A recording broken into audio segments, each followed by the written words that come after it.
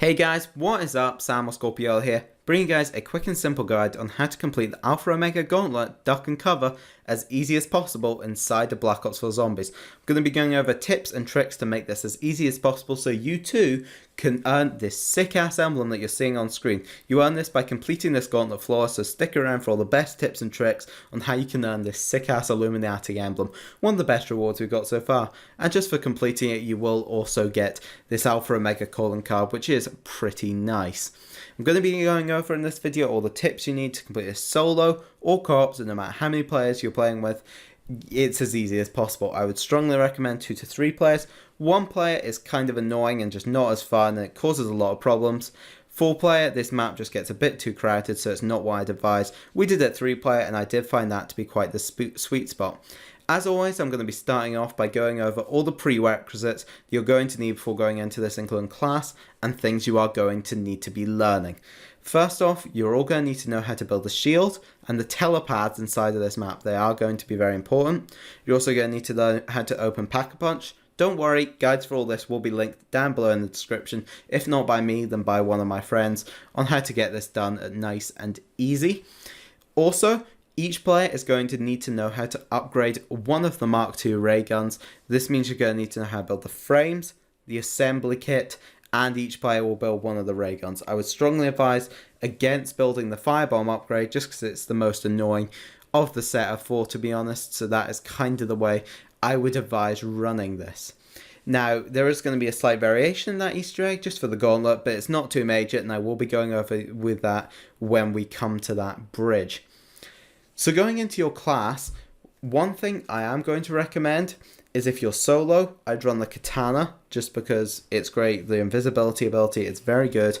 But if you're co-op, definitely run the Ragnaroks, because if you level them up to level 3, which I'd suggest you do along the way, then when you place them down next to a down player, it will revive them and they'll keep all their perks. So that is very cool and sweet to have there. Obviously, Wraithfires are always the best bet for grenades. Definitely run the Strife just because that pistol is generally going to be very important about the early rounds and conserving points, which is very important. You need to be conserving points because you are going to need points very early on to get a lot done. In your perk setup, I'd suggest Winter's Wail, Bandolier Bandit to get some extra ammo in your ray guns, Soda, I'd say Dying Wish in my opinion, and Tonic, I would recommend Stamina Up. Obviously you're free to run whatever perks you want, but that's what I would recommend personally. Definitely don't run Blood Wolf Bite because it's got issues with ending rounds and stuff. So with that, I would also not pop a Perkaholic or anything like that. In terms of elixirs, I'd say your best bet is a Temporal Gift. Extend out your power-ups anywhere but here, just in case you get cornered on the round where you can't shoot. Insta-kills are an amazing bet, so you want players with temporals, players with insta-kills, so you can kind of have those really long insta-kills for some of the more annoying rounds, and max ammos are also a solid bet too. Elixirs are very much free to you. You're welcome to make all your decisions there. That's just what I advised and what we ran. You can beat this very easily with just classics. It's just things like that are going to be more kind of convenience factors on helping you get this done. While it's not something you need immediately, I'd recommend you get a guide lined up on all the mannequin locations inside this map because you will need to shoot them all at a later round. There's going to be 30 of them, so it's just going to be making it a bit easier if you have that guide up and ready. So now that we've got all that out of the way, we can get right into the guide and start going through these challenges with the bronze set. So going into the bronze set of challenges, starting off with round 1 is nice and easy. You just have to defend the security checkpoint very easily. The ramp that you see in front of you, just don't drop down from it. Just stay up there, get all your kills, end this round, making sure obviously to conserve points as you go along. Now, I would not recommend dropping down from this barrier in fact, because you are going to need to stay up here. Basically, in this next round, on round 2, zombies can only be damaged when you're higher than them, so it's very easy if you just stay on top of this round and shoot down to generally kill all your zombies. That will help you a lot. If not, you are going to have to be jumping to get all your kills, so it just saves a little bit of extra effort. Round 3, all players must be in the cul-de-sac at the end of the round. The cul-de-sac is the area outside of the green and yellow houses around the buses, so you're just going to need to keep opening doors, get up to that point. Make sure every player has the tick next to their little icon in the corner to make sure you know you're in the area before you end the round, otherwise you will obviously take a strike. Round 4 is just to use unpacked pistols only, so you're just going to be using a Strife with its melee ability. Very nice and easy, that's one, so it does help starting with the Strife just to save you those wee 500 points. As you go along, definitely conserve your points, because we are going to be buying things like Galvanuckles, pack-a-punching weapons fairly early on, and you are going to need to get to work on doing all that kinds of stuff. Going on to round 5, weapons are only usable while crouched. Very simplistic here. You can only actually attack, throw grenades, or activate your special whilst you are crouched. On round 6, weapons are only usable while prone. So with this one, well, yeah, it's a little bit more of a hard variation of it. So just go prone. I'd use Wraith Fires, throw them at your feet. That'll make it nice and easy for you. I would actually advise on, if you can, on round 4 on the pistols round. But if not, then going on to round 7, our challenge is going to be to complete the gas venting event in generators by the end of the round. This is very simple. This basically just means you have to do the start of the Pack-a-Punch quest, doing that whole lockdown. You have to do that by the end of round 7. I'd recommend after you do that to actually save a zombie at the end of the round whilst you go around and turn on these vents to get Pack-a-Punch fully open, so it's open by the end of this round. Once this is done, I would actually recommend that you and your team get to work on starting to do the process to get the Mark II frames. This is going to be obviously following about the TVs, getting kills next to it, and then saving that code one by one. And once you have actually got the 4 numbers for the Mark II frames code, obviously if you don't know how to do this, I do have a guide link down below to make it easy for you to understand what's going on here. But once you have all 4 of those numbers, then Rushmore will be active and you'll be able to enter a code into them. He won't be talking, but you can just put a code in once you've got those 4 numbers. He never fully activates in this game, unfortunately, so you can't do the cool little cheat codes.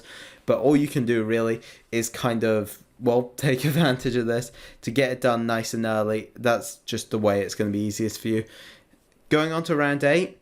Round ends when the population counter is hit with Galvanuckles at 0.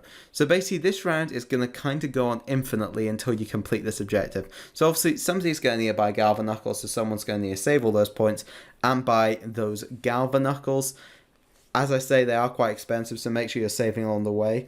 And now what you're going to see, if you go by the Nuketown sign, just in the centre of the map by the cul-de-sac, you are going to see that there's a number on it. Keep killing until that number hits exactly 0. As you kill, that number will go down, and if you kill another one after it hits 0, the counter will reset. So get that counter down to 0, and once it's done, just melee the counter with the Galvanuckles. It's kind of like an Easter egg, that one. I kind of like that step. I think it's a nice, cool little variation of a challenge there. As I say, don't worry about it, because this round will go on infinitely until that objective is in fact completed. Round 9, build the telepads and shield by the end of the round. Very self-explanatory, just you need to build both of those things, just collect all the parts, build them both, very easy. I would recommend building your shield up top in the greenhouse just to make it most accessible for you throughout the game. Round 10, block party, defend the neighbourhood streets and get riot shield kills. So basically each player is going to need to have picked up that shield and you're going to need to be standing and defending generally the streets area of the map. So the up top, just not in the houses pretty much. And you are going to need to along the way each get some kills with your riot shield. Believe it's about the 8 to 10 mark. This is very easy, it will vary by player count obviously, and just get those kills. You will have plenty spare zombies to do so, but just use your shield gun and melee on it to get that done. Once that's done, congratulations, you have in fact beaten the bronze set of challenges. So now we're going to be heading on to the silver, where it's obviously going to get a little bit more difficult. Going on to the silver challenges, on round 11, each player must possess a Pack-a-Punch weapon by the end of the round. So everyone's going to need to be saving throughout, and everyone's going to need a Pack-a-Punch, a weapon. So this could pretty much be anything you want really for this map. The ICR's a nice bet, the MOG is decent enough. Generally it's kind of whatever you feel comfortable. I'd recommend the war weapons. If not, I guess you could hit the box for a Mark II or something like that, since obviously you can't build to get the free one. Going on to round 12, survive a Jolting Jack onslaught. Very simple, you're going to have a round full of Jolting Jacks, you're going to need to kill them all. Make sure, by the way, that by this point you are starting to work on your actual Mark II upgrade, because in a few rounds time you're going to need to have that thing completed by the end of the round, on round 17. Round 13 is actually a fun little pun on the name Nuketown, where you can only use nuke power-ups to end the round. Basically, you're going to need to train up, and then after a while, a nuke power-up will spawn, and the map will actually signal to you with a wee indicator where it spawned. Run to it, pick it up, and then just repeat the process of training and then waiting for the nuke to spawn until you eventually reach the end of round. Nice and fun little one here, little pun on Nuketown. Generally, quite a fun round, just gotta make sure your training's on point. On round 14, you're going to need to be using unpacked shotguns only. So if you don't already have your Mark II by this point, then swap out one of your weapons. Don't worry, because you're going to have to swap out for your Mark II anyway when you eventually get that. If you do have your Mark II upgrade, I recommend swapping that out for a shotgun, because you can just pick it back up. You can buy the MOG off the wall. And if you hit headshots at this point with some attachments on, then you are still going to be getting one-shot kills. If you want to make it a bit easier on yourself, this is a point where you could in fact pop an insta-kill power-up. Round 15 is to defend the bunker bedrooms. This is a really cool round where you'll see a whole rave effect going on in the beds area of the bunker, which is where you will be defending. This is the area where Pack-a-Punch is, so you and your team head down there and just stay in the area. Very easy to do, Wraith Fire specials, all those kind of things generally make these things a little bit easier for you. All round, as I say, this is going to be a little bit tougher solo as you go along, just because you don't have the extra players to, kill zombies and revive you and all those kinds of things. Round 16, you're going to need to use Galvanuckles only, so everyone make sure they have Galvanuckles equipped at this point. I'm sure by this point you do have plenty of points to each of you be buying that set of Galvanuckles, and then just melee all the zombies till the end of the round. Normal zombies will be a one-shot at this point still, so that's all fine. Any of them that are boosted in health by the gas zombies will be taking 2 shots to kill, but all round it's fine, and this round is fairly easy to do. Round 17, fairly simple if you've been following along the tips along the way. Have a modded ray gun Mark II by the end of the round. So basically, you need to each have an upgraded ray gun Mark II by the end of this round. Very important, you're holding one at the end of the round, or you will indeed get a strike. Round 18 I actually found to be very cool. All players need to pass through electric traps without touching the beams enough times. So basically, if you go down into the bunker area where you can find electric traps, there's a couple around the beds, they're kind of all over the place. When you activate one, you'll see that the beam is kind of going up and down, and you're going to need to dodge this beam. Now, if it's up top, you're going to need to slide under it. If it's below, you jump over it. Nice and easy, very simplistic and clear there what you have to do. Each player is going to need to do it 5 to 10 times depending on the player count you're playing on. As I say, I think this is quite a fun challenge. Just get down to a couple of zombies remaining. Obviously, if you're on solo, this one is a nightmare, so you're going to have to be doing it mid-round as to not have that trap end the round.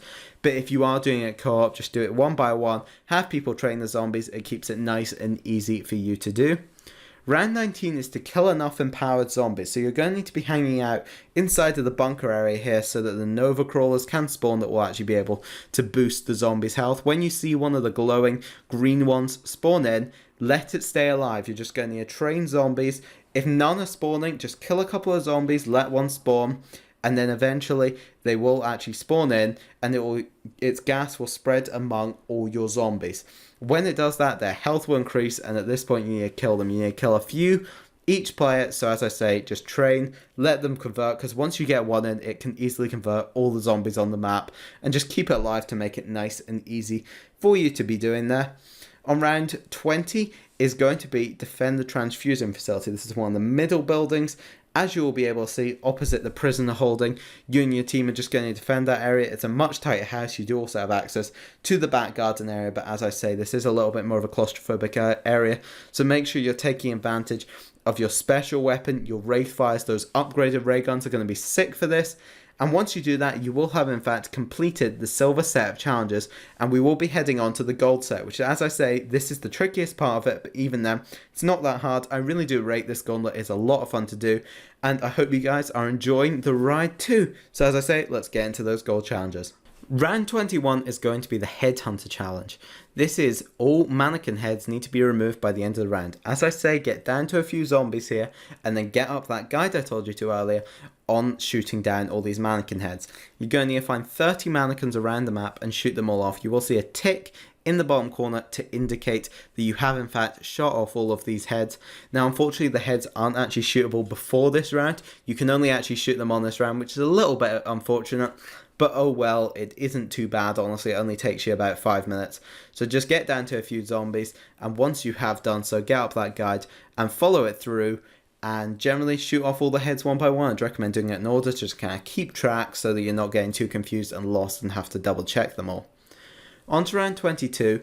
Get the required number of kills with the weapon from prisoner holding within 1 minute of picking it up. So if you go to the prisoner holding house down the middle of the map, opposite the transfusion building we were at earlier, you will find there is a cabinet with a free weapon sit inside it. Now once you do pick this up, you will have 1 minute to get a set number of kills. In our 3-player game, we had to get 8 kills each. Now this isn't too bad, honestly. A minute to get 8 kills isn't bad.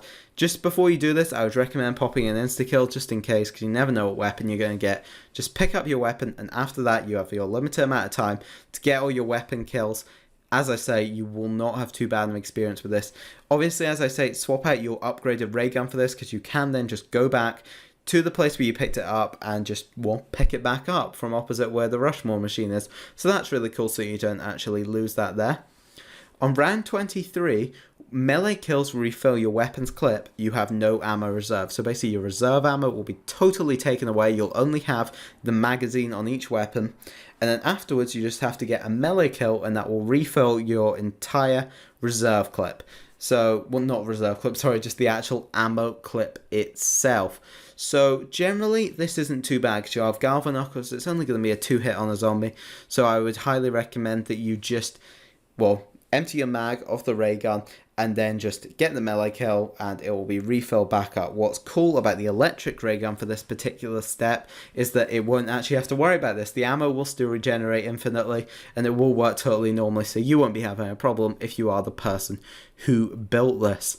On round 24, you're going to need to make 6 unique wall buys. What's a little bit different about this round is all of the wall buys are going to be electric shocked, and you're actually going to need to pay 3,000 points to unlock them, and then you'll get a wee shock, and then you can buy the weapon. So generally, once a player has unlocked a weapon, it stays unlocked and each player can buy that weapon. So obviously, just buy the ones as close to spawn as possible around the upper kind of area of the map to generally buy the cheapest weapons. It will be 3,000 points, a hefty charge there to unlock, but by this point, I'm sure you do have plenty of points kicking around. So that, as I say, this will be nice and easy. Swap out your ray gun, as I always say, and then go and get that ray gun back from opposite Rushmore again.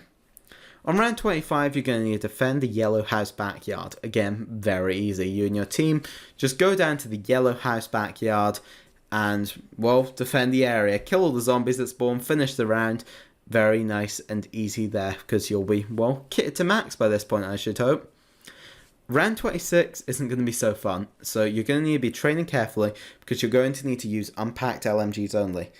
When you do this, obviously, you're going to be swapping out your ray gun for a Titan, which can be bought within the storage area of the map. It will show up to point this out to you. You're going to need to go and buy it, and once you have in fact done that, each player needs to split off, make their train, and then pop a temporal and pop an insta-kill. That's the easiest way to do this. If not, it is going to be a bit grindy, I'm not going to lie, because you're killing on round 26 with an unpacked Titan, which isn't so great really. So if you can, I would highly recommend that insta-kill. It will just save you so much effort and time, and all round you'll just fly through it a whole lot faster.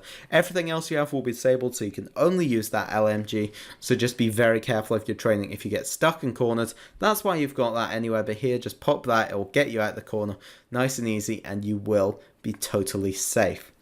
On round 27, survive round without being hit by special Adams.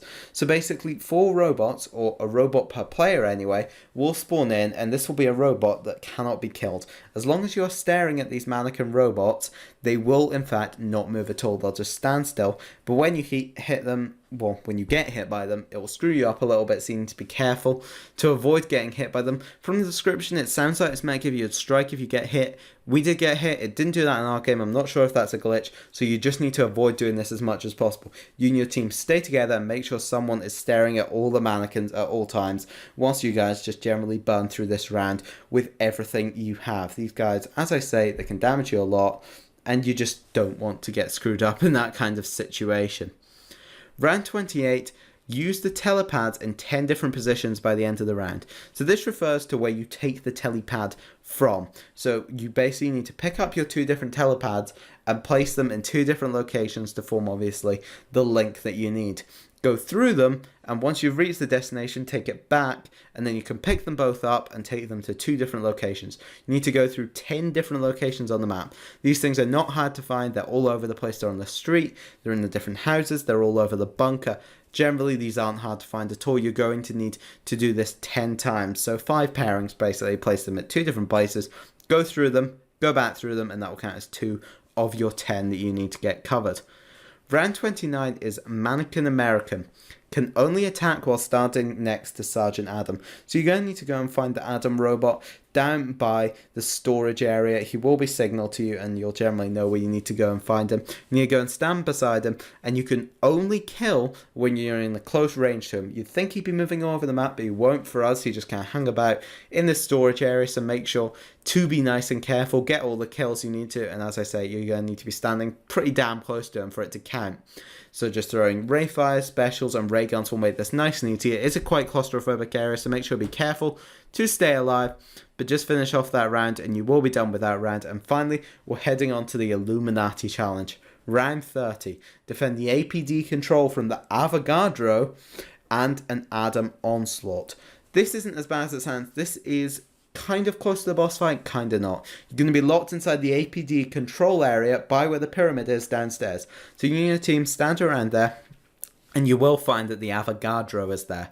Now, you aren't just going to be shooting at the Avogadro, you're going to need to kill off all the zombies around. That's generally your first step. The Avogadro will do a bunch of different attacks that can damage you and generally screw you up a bit. So keep your distance from him, watch out for him doing blasts that could be about to hit you. But all around, stay away from him, kill off all the zombies. Now, once all the zombies are killed, you'll find the round still isn't ending. You may be confused, but what you now need to do is keep shooting the Avogadro and angle him towards the staircase to the pyramid. Now, this sounds a bit weird, but you will be seeing me doing it on screen here. You just kind of shoot him, and he will kind of follow where you're shooting towards him, and you need to take him towards the staircase that will go up towards the pyramid, and when he's done, you will see, as you see in the footage, he flies up, as he would at the end of the Easter egg. Once you have done that, congratulations, you have completed the Alpha Omega Gauntlet. I hope you guys have enjoyed this video and it's helped you out. You will now have that sick emblem, hopefully, if you did it flawless. If not, then better luck next time. I'm sure you'll get it. Obviously, there's the calling card rewards, which is nice and cool as well. And yeah, I hope you guys have enjoyed this video. If you have, make sure to like, comment, and subscribe. Cheers to my team of Quantum Fix and DK Dynamite for helping me out with getting this done. We had a bunch of fun doing it. I hope you did too. And yeah, I'll see you on more Black Ops 4 Zombies videos. Bye.